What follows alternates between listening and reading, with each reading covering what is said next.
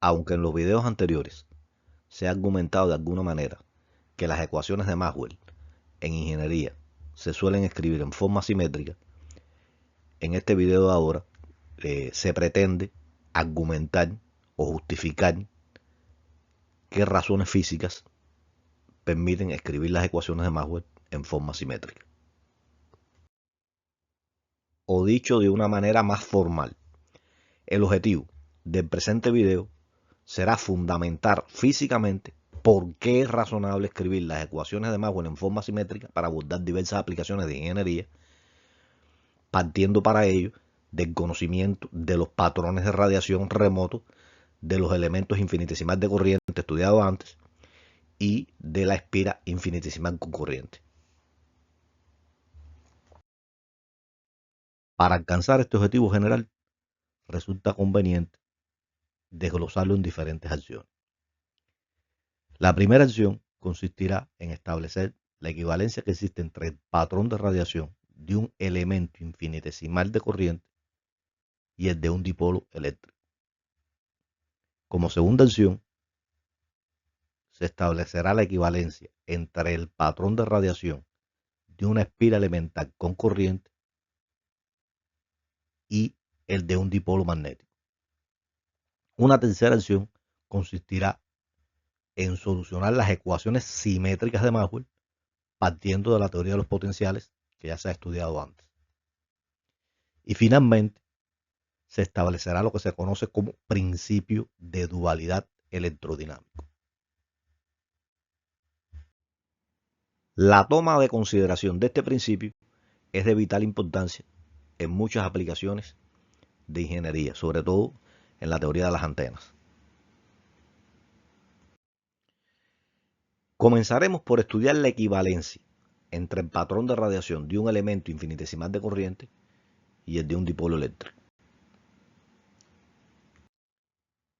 Se asumirá que el elemento infinitesimal con corriente se encuentra orientado a lo largo del eje Z y que la corriente que circula por él es una corriente armónicamente variable en el tiempo.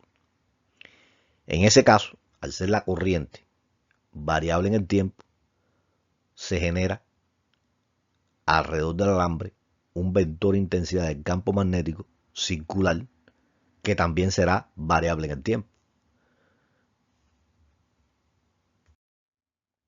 Expliquémoslo detalladamente.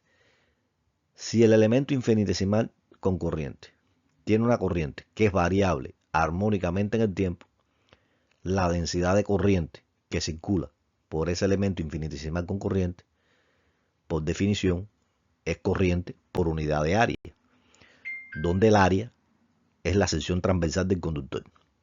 Si esa corriente es variable en el tiempo, va a resultar que la densidad de corriente también será variable en el tiempo. Ahora bien, por ley de Ampere se conoce que cuando existe una densidad de corriente de conducción, se genera un vector de intensidad del campo magnético rotacional alrededor del conductor. Si la corriente que genera la densidad de corriente es variable, entonces el vector de intensidad del campo magnético rotacional generado también será variable en el tiempo. Pero si el vector de intensidad del campo magnético es variable en el tiempo, por la ley de Faraday-Henry, se debe generar un campo eléctrico rotacional. Por eso en la figura se observa que la corriente de conducción genera primeramente un vector de intensidad del campo magnético representado en azul rotando alrededor del conductor que está orientado a lo largo del eje Z como dijimos antes, y por la ley de Faraday-Henry el campo eléctrico representado en rojo en la figura está perpendicular al vector de intensidad del campo magnético. Por supuesto, como ese vector de intensidad del campo eléctrico a su vez es variable en el tiempo, ya por la ley de Ampere-Maxwell, esta vez por una corriente de desplazamiento, se debe volver a generar un campo magnético rotacional. Y así se establece una cadena. Esta viene siendo una explicación semi-cuantitativa de cómo se producen las ondas electromagnéticas generadas por un elemento infinitesimal con corriente variable armónicamente en el tiempo.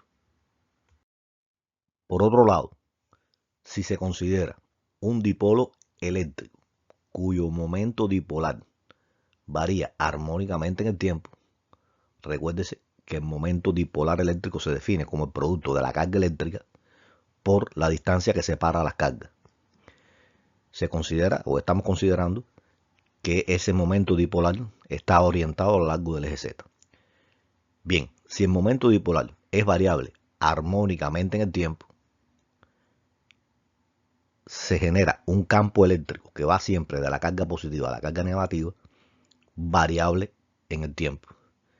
Y al ser ese campo eléctrico variable en el tiempo, se debe generar por la ley de Ampere-Maxwell un vector intensidad del campo magnético rotacional que es perpendicular a ese vector intensidad del campo eléctrico.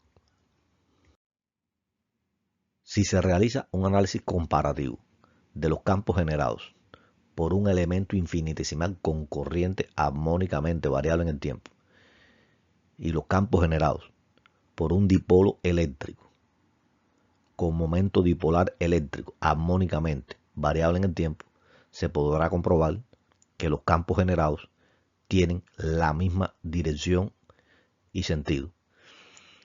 Se puede observar, por ejemplo, que en la zona ecuatorial el vector de intensidad del campo magnético es perpendicular a Z. Lo mismo pasa con el dipolo eléctrico. El vector de intensidad del campo magnético es perpendicular a Z. Y el vector de intensidad del campo eléctrico en ambos casos siempre es perpendicular al vector de intensidad del campo magnético. O sea, los patrones de radiación son idénticos.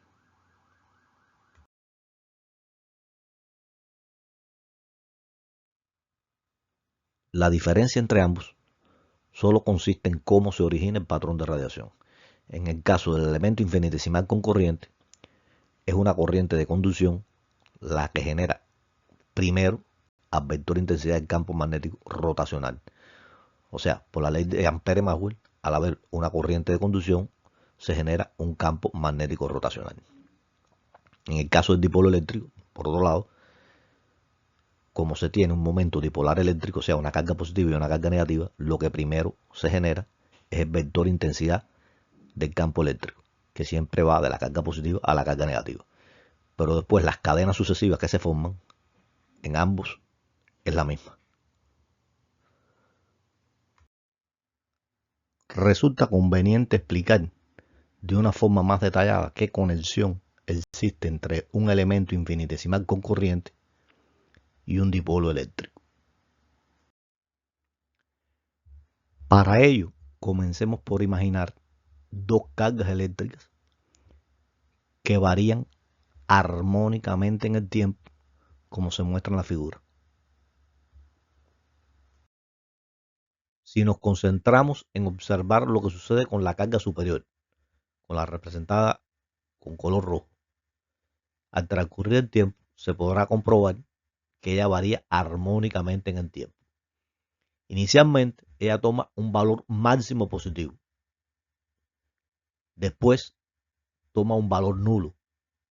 Posteriormente, ella pasa a obtener nuevamente un valor máximo, pero de signo negativo. Posteriormente, vuelve a ser nula.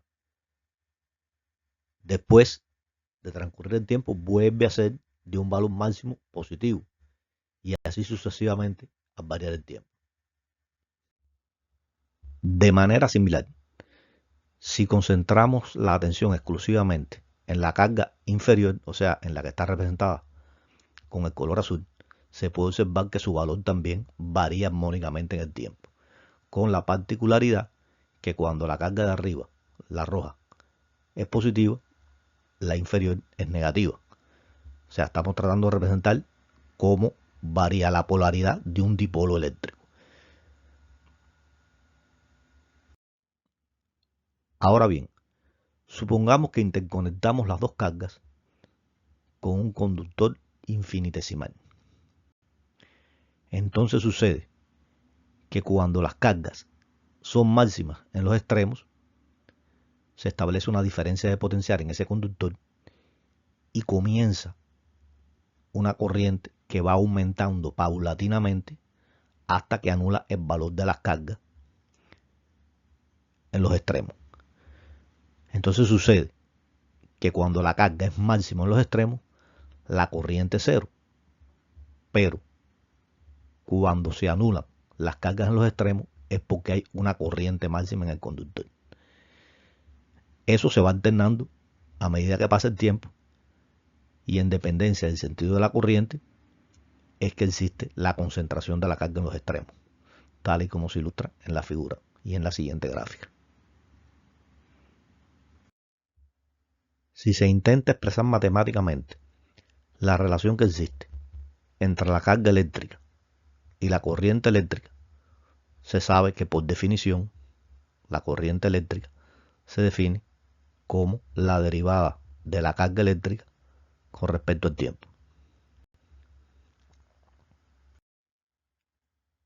Entonces, si como se ha considerado en las gráficas, las cargas de los dipolos varían armónicamente en el tiempo, va a suceder, por ejemplo, que si esa dependencia funcional es a través de la función coseno, la derivada con respecto al tiempo de la función coseno es menos seno por la derivada del argumento, que es la frecuencia, quedando la expresión de la siguiente manera. Si ahora se considera que el producto de la carga o de la amplitud de carga Q sub E0 por la frecuencia no es más que la corriente inicial, entonces se puede simplificar la expresión de la siguiente manera. Ahora se pasará a explicar detalladamente la equivalencia entre el patrón de radiación de una espira elemental con corriente y un dipolo magnético. O sea, como ya se ha comentado en videos anteriores, los polos magnéticos aislados no existen. Sin embargo, se puede llegar a un tratamiento dipolar de la siguiente manera. Para comenzar, primeramente conviene recordar cómo se generan las ondas electromagnéticas por una espira infinitesimal con corriente armónicamente variable en el tiempo. Algo que ya fue estudiado en un video anterior con todo detalle matemático. Cuando se tiene una corriente armónicamente variable en el tiempo, la densidad de corriente que se define a partir de ella resultará que también es armónicamente variable en el tiempo. Y se conoce que cuando existe una corriente de conducción, o sea, una densidad de corriente de conducción, se debe generar un vector intensidad del campo magnético rotacional alrededor del conductor, que es ilustrado en la figura a partir de los círculos en azul. Ese vector de intensidad del campo magnético, que es variable en el tiempo por la ley de Faraday-Henry, a su vez genera un campo eléctrico rotacional que también variará armónicamente en el tiempo. Y así, si se tiene en cuenta el aporte hecho por Maxwell, cuando se tiene un campo eléctrico variable en el tiempo, a su vez, ese campo eléctrico armónicamente variable en el tiempo debe generar otro vector de intensidad del campo magnético rotacional, también armónicamente variable en el tiempo. Y así se establece una cadena de campos eléctricos y magnéticos sucesivamente, que es lo que constituye la onda electromagnética. Como un segundo momento, vamos a imaginar que encerramos la espira en una esfera, de modo tal que no podamos observarla. O sea, no nos interesa lo que sucede dentro de esa esfera, solamente nos interesan los campos que están fuera de la esfera. Esos campos que están fuera de la esfera, hay que notar que son muy similares a los campos generados por un dipolo eléctrico, solamente que cambian la orientación de los campos, como ya se pudo estudiar en un video anterior. Entonces pudiéramos hacernos la siguiente pregunta, ¿no? ¿Qué sucede dentro de la esfera que es similar a la radiación dipolar eléctrica, pero que cambia la orientación de los campos? La respuesta a esa pregunta es muy sencilla. Pudiéramos imaginar que dentro de la esfera no tenemos dipolos eléctricos, sino que tenemos dos polos magnéticos que generan los campos que se observan exteriores a la esfera. O sea, podemos imaginar que existe un polo norte y un polo sur que varían armónicamente en el tiempo. Si eso sucediera, entonces se tendrían los campos exteriores a la esfera, que son muy parecidos a los del dipolo eléctrico, pero en este caso con orientaciones diferentes. Y así se explica cómo se puede introducir la existencia de dipolos magnéticos. Ya sabemos que los polos aislados no existen como existen las cargas eléctricas aisladas, pero en este caso podemos considerar que lo que sucede dentro de la esfera es que existen dos polos, uno norte y uno sur, que varían armónicamente en el tiempo. Resulta conveniente reiterar que los polos magnéticos aislados no existen, por lo tanto, semejante dipolo norte y sur armónicamente variables en el tiempo, tal y como están representados ahí, realmente no existen. Sin embargo, como lo que interesa solamente es lo que sucede al exterior de la esfera, y al exterior de la esfera los campos que se generarían si existieran esos dipolos magnéticos variables armónicamente en el tiempo serían idénticos a los generados por una espira, entonces pudiéramos considerar, por las implicaciones prácticas que eso va a tener después, que realmente existe el dipolo magnético variable armónicamente en el tiempo. Ahora bien, si ya consideramos que existen dipolos magnéticos, se puede proceder a hacer algo análogo a lo que se hace con los dipolos eléctricos. O sea, en los dipolos eléctricos tenemos el concepto de momento dipolar eléctrico, que es igual al producto de la carga por la separación que existe entre ellas y que apunta en una dirección determinada. Aquí se puede hacer algo totalmente análogo. Se puede definir el momento dipolar magnético, que aquí lo consideraremos armónicamente variable en el tiempo, y se puede considerar que es el producto de la carga magnética por la distancia que separa a los polos magnéticos y cuya orientación va del polo sur al polo norte. Siguiendo con la analogía entre dipolos magnéticos y dipolos eléctricos, se puede estudiar que existe una equivalencia entre el patrón de radiación de un dipolo magnético y una corriente magnética elemental. Al estudiar el dipolo eléctrico ya vimos que se puede considerar que el dipolo eléctrico es equivalente a una corriente eléctrica infinitesimal. Ahora, si se considera el dipolo magnético, se puede considerar que ese dipolo magnético que está dentro de la esfera, que no nos permitía ver nada dentro, sino que solo nos interesaba lo que sucedía afuera, aquí podemos considerar que ese dipolo magnético es equivalente a considerar que dentro de esa esfera lo que existe realmente es una corriente infinitesimal magnética, que es armónicamente variable en el tiempo. Si se sigue con la analogía, si existe una corriente magnética, a su vez se puede definir una densidad de corriente magnética. Y si existe una densidad de corriente magnética, debe existir una ley de Ampere para corrientes magnéticas, que diga que la densidad de corriente magnética, cuando existe, debe generar un campo eléctrico rotacional. O sea, si en el dipolo eléctrico la densidad de corriente eléctrica genera por ley de Ampere un vector de intensidad del campo magnético rotacional, aquí se puede decir que la densidad de corriente magnética debe generar un vector de intensidad del campo eléctrico rotacional armónicamente variable en el tiempo. El signo introducido aquí es para lograr las orientaciones de los campos correspondientes fuera de la esfera, o sea, los que nos interesan que coincidan con los valores de la orientación de los campos fuera de la esfera. Si existe un campo eléctrico rotacional armónicamente variable en el tiempo, entonces, como ya mencionamos antes, por el aporte de Maxwell hecho a la ley de Ampere, entonces se debe generar a su vez un campo magnético rotacional. Como se ha podido observar, se está haciendo aquí algo tremendo. Se están haciendo modificaciones a las ecuaciones de Maxwell. En efecto, hasta ahora se consideraban imposibles la existencia de monopolos magnéticos y de corrientes magnéticas.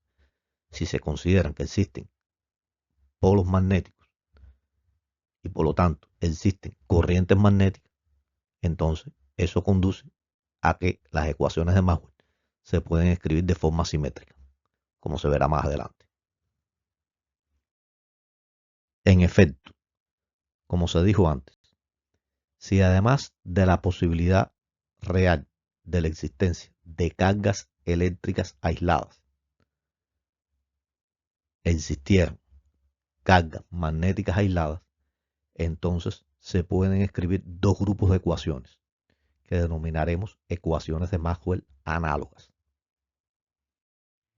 El primer grupo de ecuaciones de Maxwell a considerar son aquellas que describen la realidad bajo el supuesto de que existen solamente cargas eléctricas aisladas, densidades de cargas eléctricas y corrientes eléctricas. Estas son las ecuaciones que empleamos en el video anterior para explicar el patrón de radiación emitido por un dipolo eléctrico, o lo que es equivalente, una corriente eléctrica infinitesimal. Un segundo grupo de ecuaciones se puede escribir si se considera que solo existen cargas magnéticas aisladas. En ese caso, si solo existen cargas magnéticas aisladas como posibilidad, se puede considerar que existe una densidad de corriente magnética que hemos representado con la letra M, sub S porque la vamos a escribir en forma fasorial, y también es posible la existencia de una densidad volumétrica de carga. Es lo que se ha venido considerando cuando hablamos del dipolo magnético y de la corriente magnética elemental. En este caso, las ecuaciones de Maxwell se podrían escribir de la siguiente manera. Se destaca nuevamente que lo que realmente se ajusta a la realidad es que solamente es posible la existencia de cargas eléctricas aisladas, de corrientes eléctricas, de densidad volumétrica de cargas eléctricas. Y no es posible que eso suceda para el caso de los campos magnéticos. O sea, no existe monopolo magnético aislado, densidad de corriente magnética, ni densidad de carga magnética volumétrica. Sin embargo, para los efectos prácticos de lo que sucede fuera de la esfera que ocultaba a la espira, se puede considerar que lo que sucede dentro de la esfera es algo análogo a lo que sucede cuando se tiene un dipolo eléctrico. Y por lo tanto, eso justifica la posibilidad de escribir las ecuaciones de Maxwell en forma simétrica. Y esa es la idea que nos importa por ahora. Todo ello por las implicaciones prácticas que eso tiene. Ahora bien, si se pueden escribir ecuaciones de Maxwell análogas, entonces será posible introducir potenciales correspondientes análogos. Es algo que se va a ver a continuación.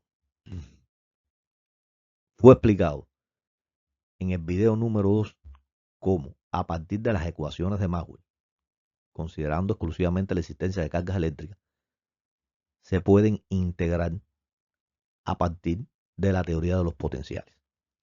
O sea, allá se introdujo el potencial vectorial magnético en ese video y se introdujo el potencial escalar eléctrico.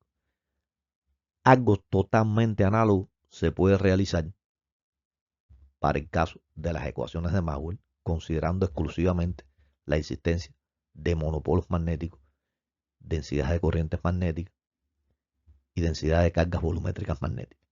Se pueden introducir dos potenciales, un potencial vectorial y un potencial escalar. Como el procedimiento es totalmente análogo, no lo vamos a repetir en detalle. Simplemente vamos a escribir cómo obtener los campos a partir del conocimiento de los potenciales.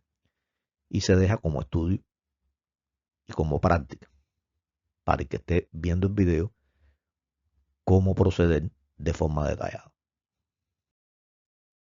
Así como mismo en el video número 2 se introduce una condición de calibración de Lorentz para el potencial vectorial magnético A sub S y para el potencial escalar eléctrico phi sub ES, se puede introducir aquí una condición de calibración de Lorentz para el potencial vectorial, digamos aquí eléctrico, para seguir la analogía, F sub S, y para el potencial escalar magnético sub ms de la siguiente manera. Gracias a dicha condición de calibración de Lorentz es que será posible obtener ecuaciones no homogéneas de Helmholtz para los potenciales F sub S y phi sub ms que son formalmente idénticas y cuya solución es posible como mismo se hizo en el caso de las ecuaciones no homogéneas de Helmholtz y que posibilitan obtener los potenciales para a partir de ellos obtener los campos. Las soluciones análogas de las ecuaciones no homogéneas de Helmholtz vistos anteriormente y que nos permiten la obtención de los campos partiendo de los potenciales serán las siguientes. Y la obtención de los campos a partir exclusivamente de los potenciales vectoriales, que son análogas, serían las siguientes. También resulta posible hacer esquemas totalmente análogos para la integración de las ecuaciones de Maxwell.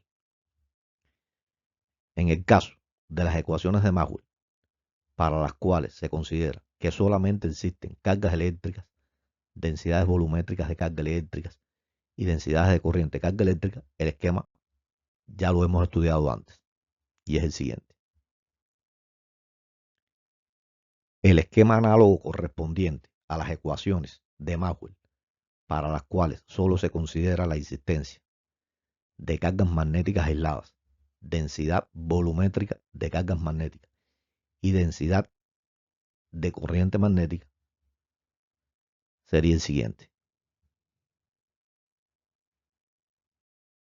Ahora bien, se pueden dar situaciones prácticas en que se consideren simultáneamente la existencia de cargas eléctricas aisladas y de cargas magnéticas aisladas, de densidades volumétricas de cargas eléctricas y de densidades volumétricas de cargas magnéticas, de densidades de corrientes eléctricas y de densidad de corrientes magnéticas. En ese caso, las ecuaciones análogas de Maxwell se consideran que actúan simultáneamente y conducen a lo que se conocen como ecuaciones simétricas de Maxwell. En este caso, las ecuaciones análogas de Maxwell lo que hacen es fundirse en un solo sistema de ecuaciones que adoptan la siguiente expresión.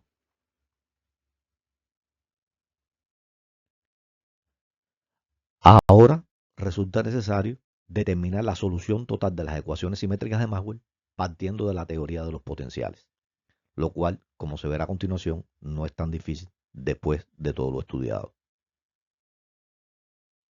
Aquí podemos traer a colación las ideas que se mostraron en el video número 2. O sea, allí se planteó que la integración de las ecuaciones diferenciales de Maxwell constituían un problema de análisis.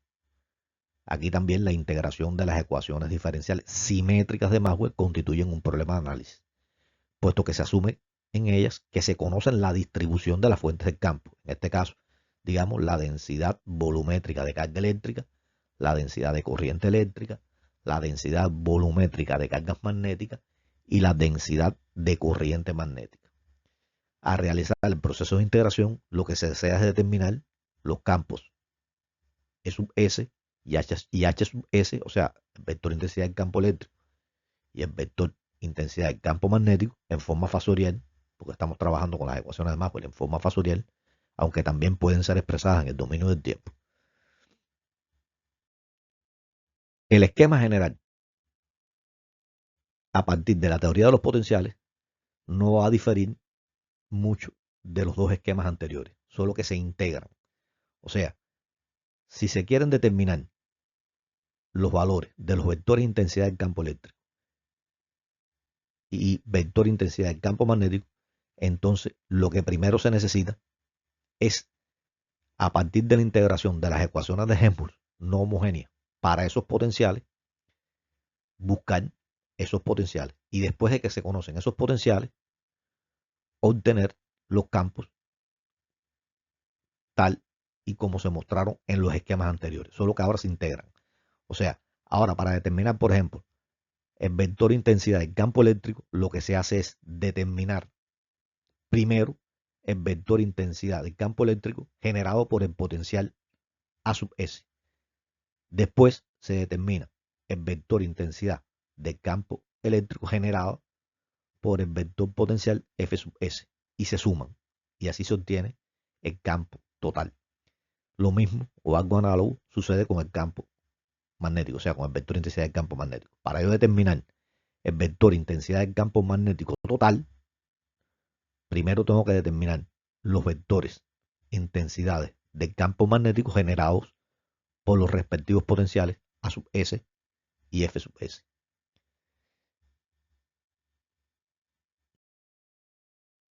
Nótese que aquí la diferencia de los colores mostrados tiene un fin puramente didáctico. O sea, para yo determinar lo que está representado en rojo, indica cómo determinar los valores de los campos a partir de las ecuaciones de Maxwell que antes considerábamos que solamente dependían de la densidad de corriente eléctrica, de la densidad volumétrica de carga eléctrica, porque se consideraba solamente la existencia de cargas eléctricas aisladas. Por otro lado, lo que está representado en azul son aquellos valores de los campos que se pueden determinar a partir de los potenciales que se introducen si solamente existieran densidad de corriente magnética, densidad volumétrica de carga magnética, o sea, como si solo existiera el monopolo magnético aislado y no existieran cargas eléctricas. Pero si existen simultáneamente ambos, entonces eso se integra y por eso aparece con diferentes colores a la hora de determinar los campos.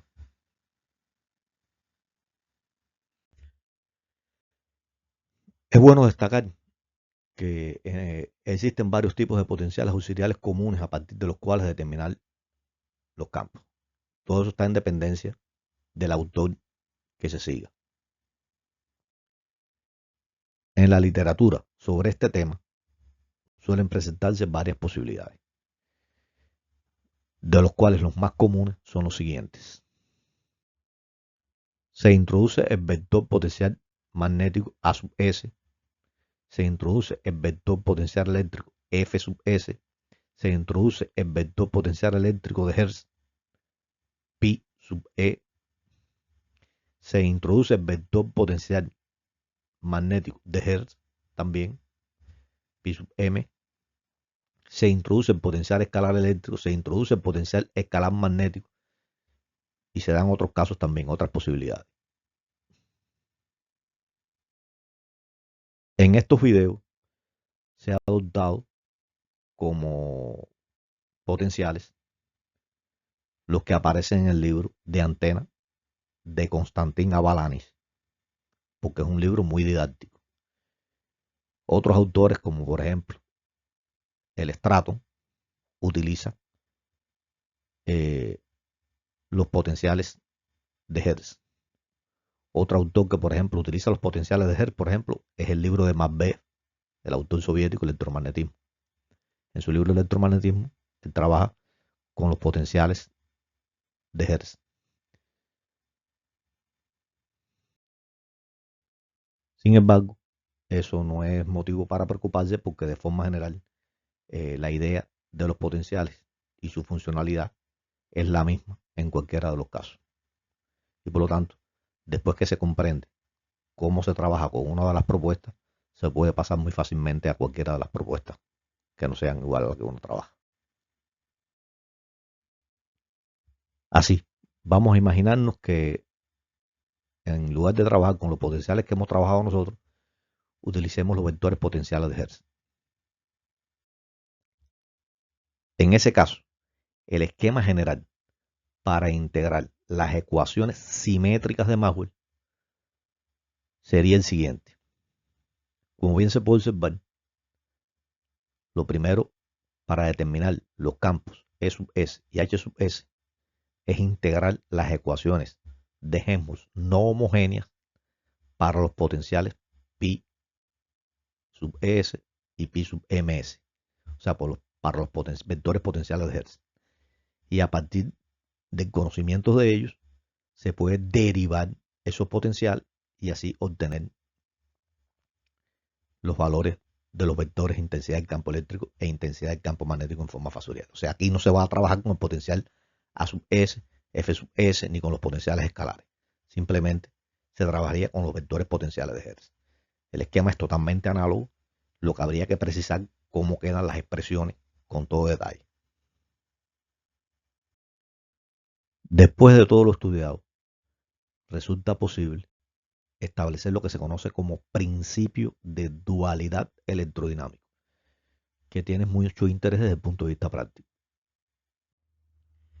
En principio en sí, después de lo ya estudiado, resulta muy sencillo.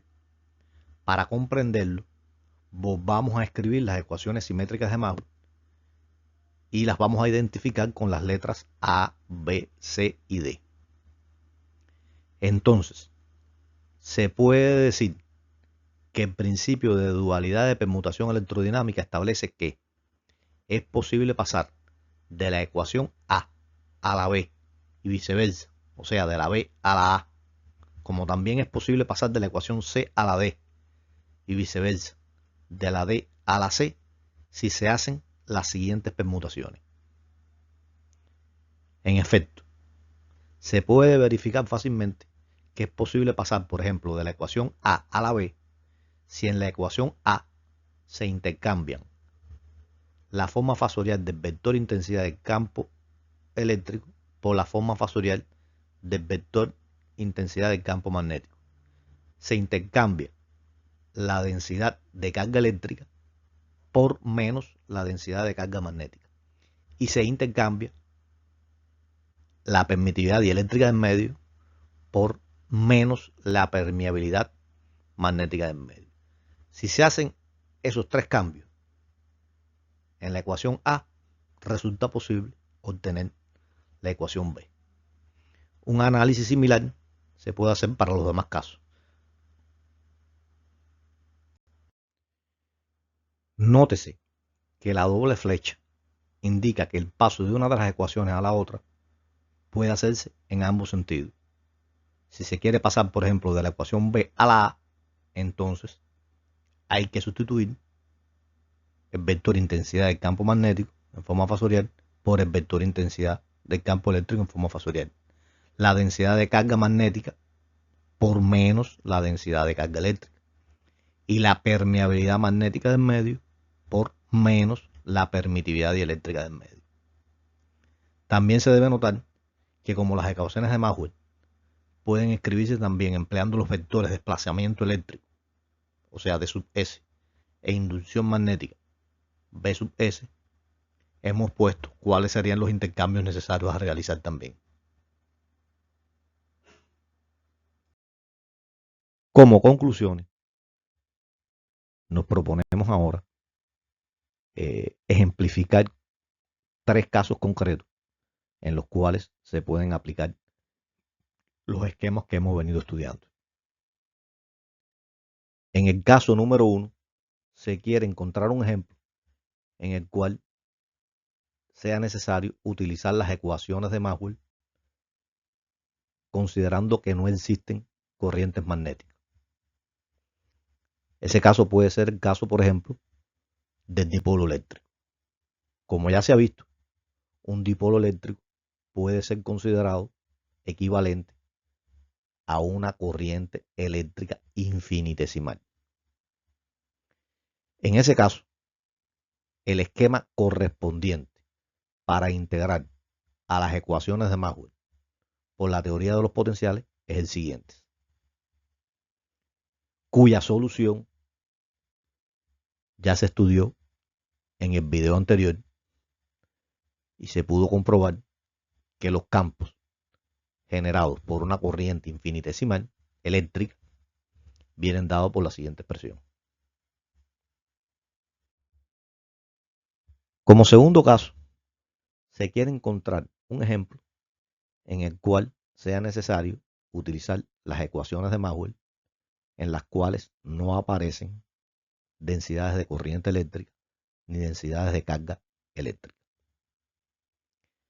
Este caso sería, por ejemplo, el que se requeriría cuando se trabaja una espira infinitesimal con corriente, que ya se ha visto que esa espira infinitesimal con corriente puede ser considerada como un dipolo magnético y que ese dipolo magnético a su vez puede ser considerado como una corriente magnética infinitesimal.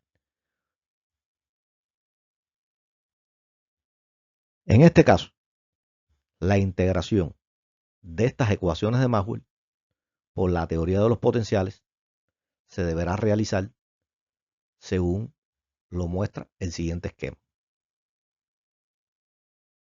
La solución en este caso, por analogía a lo que sucede con una corriente infinitesimal eléctrica que vimos antes, deberá ser ahora para una corriente infinitesimal magnética de la siguiente manera.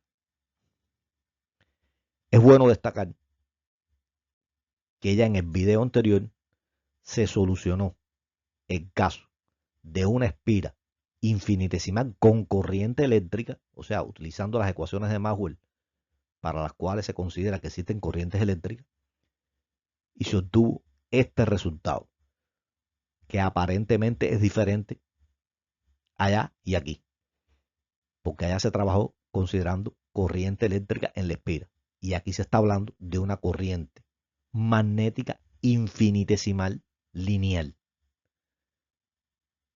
Pero se puede comprobar que la solución vista en el video anterior y la que se está proponiendo aquí por analogía a lo que sucede con una corriente eléctrica para el caso del dipolo eléctrico, ahora para el caso del dipolo magnético adopta esta forma. Es algo que se puede demostrar. Ahora, como tercer caso, se quisiera encontrar un ejemplo concreto en el cual resulte necesario emplear las ecuaciones de Maxwell en forma simétrica. O sea, sería un caso en que deberán existir tanto corrientes eléctricas como corrientes magnéticas. Deberán existir ambos tipos de corrientes simultáneamente. Como ejemplo, considérese el siguiente caso práctico. Imaginemos una antena que está ubicada en el origen del sistema de coordenadas. Esta antena tiene la siguiente estructura. Imagínese que consiste en dos dipolos dispuestos en cruz. Dos dipolos en un mismo plano, en el plano XY. Un dipolo está orientado a lo largo del eje X con una corriente eléctrica infinitesimal. Y el otro dipolo está orientado a lo largo del eje Y con una corriente magnética infinitesimal. Como se puede apreciar, en este caso existen ambos tipos de corriente. Por lo tanto, será necesario acudir a las ecuaciones de Maxwell en forma simétrica. Para calcular los campos generados por este tipo de antena, resulta necesario integrar las ecuaciones de Maxwell por la teoría de los potenciales según las ideas generales dadas en el siguiente esquema. Como se puede observar, en este caso se requiere calcular tanto el potencial A sub S como el potencial F sub S. A partir del conocimiento de ambos potenciales se pueden buscar los vectores de intensidad del campo eléctrico e intensidad del campo magnético, como ya se mencionó antes. En un video posterior veremos la realización de estas ideas con todo detalle para que se comprenda mejor lo que se ha expuesto aquí de una forma muy general.